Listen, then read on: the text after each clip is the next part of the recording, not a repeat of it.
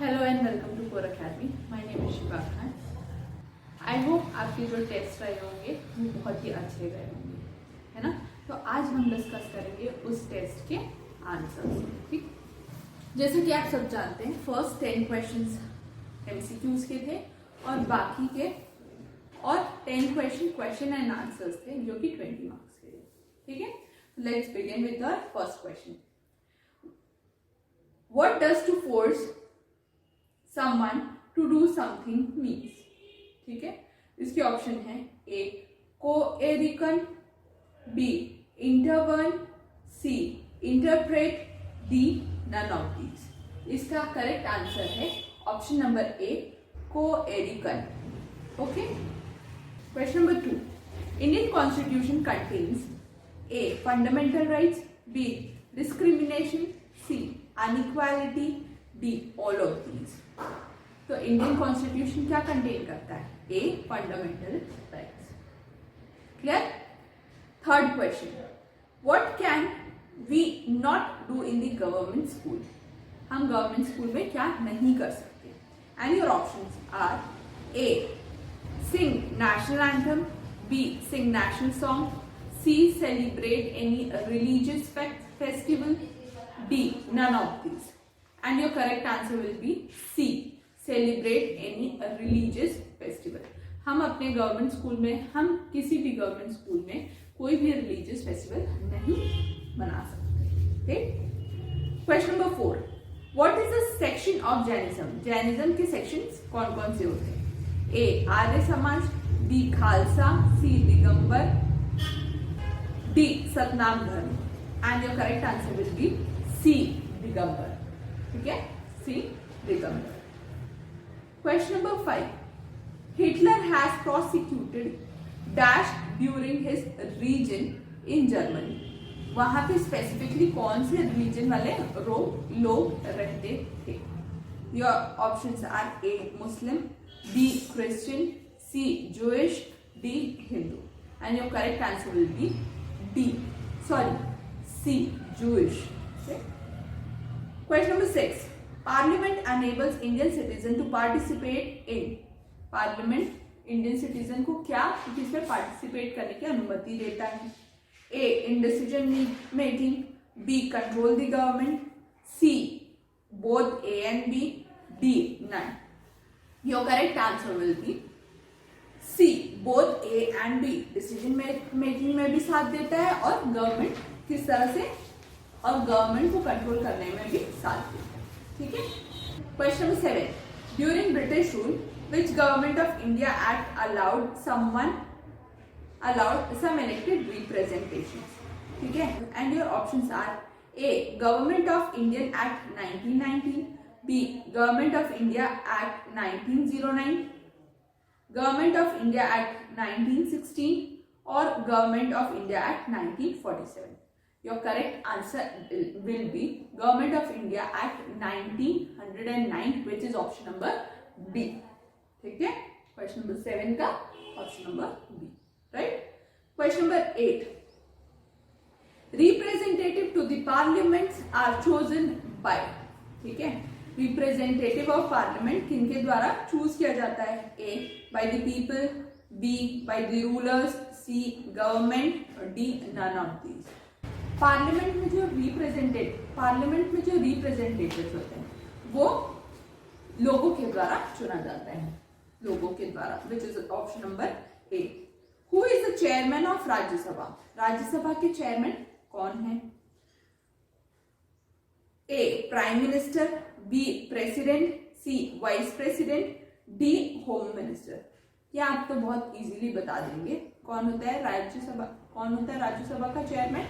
Yes, vice president होता है, which is option number C. Question number 10. The highest law-making body of our country consisting of Lok Sabha and Rajya Sabha is known as, क्या कहते हैं? Yes, Parliament. तो option number C. इसमें तो option की भी जरूरत होनी नहीं चाहिए आपको, है ना। तो इस तरह से हमने एमसीक्यूज खत्म किए। अब जल्दी से चलते हैं, क्वेश्चन आंसर्स डिस्कस करते हैं। And your first question is, What is the structure of judicial system of the India? India में जुडिशियल सिस्टम किस तरह से होता है? एक ट्रायंगल बना के एक ट्रायंगल बना के आंसर दीजिए ताकि आपका आंसर बहुत ही इफेक्टिव लगे, है ना। तो पहले हम district court, high court, then supreme court. हम जब ये टॉपिक पढ़ रहे थे तब मैंने ये भी बताया था कि supreme court is the apex court, ठीक है, highest court of the country. Question number 2, what is PIL? Public interest litigation. Public interest litigation filed in a court of law for the protection of public interest such as pollution, terrorism, etc. है ना, ये better answer हो सकता है PIL के लिए। Next, question number 3, what do you understand by the word law? Word law से आप क्या समझते हैं? Answer will B law is a system of rulers usually imposed through a government or institution, and it is applied to govern a group of people. It shapes politics, economics and society in a numerous way. कुछ इस तरह से answer दिया जा सकता है जो कि 2 मार्क्स के लिए बिल्कुल एप्लीकेबल है।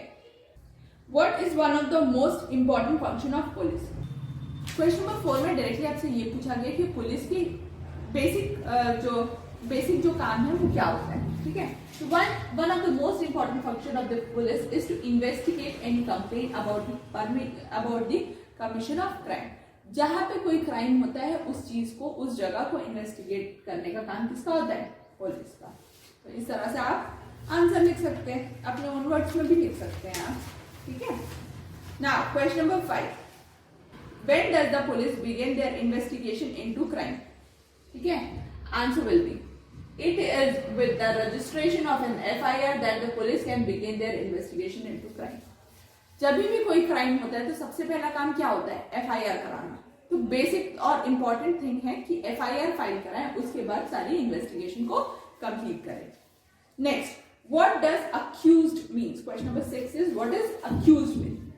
This refers to a person who tried by the court for a crime.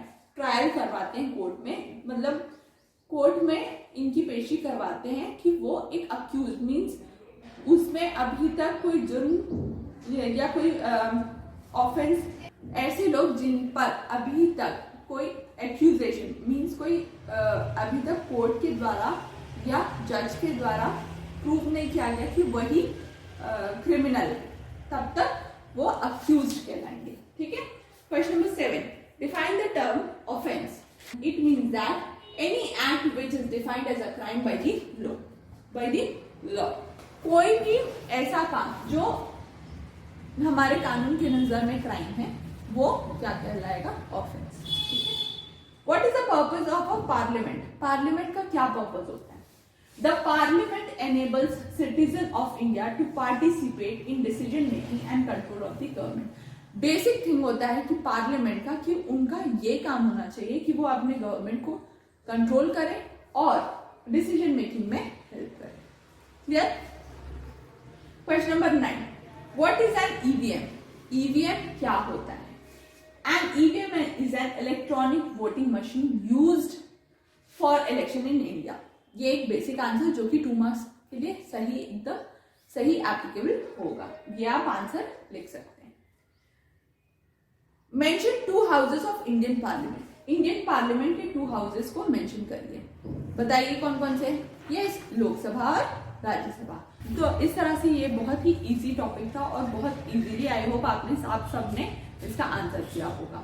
अगर इस टॉपिक में या किन्हीं भी क्वेश्चंस में कोई डाउट हो तो please let me know, I be happy to help you. Till then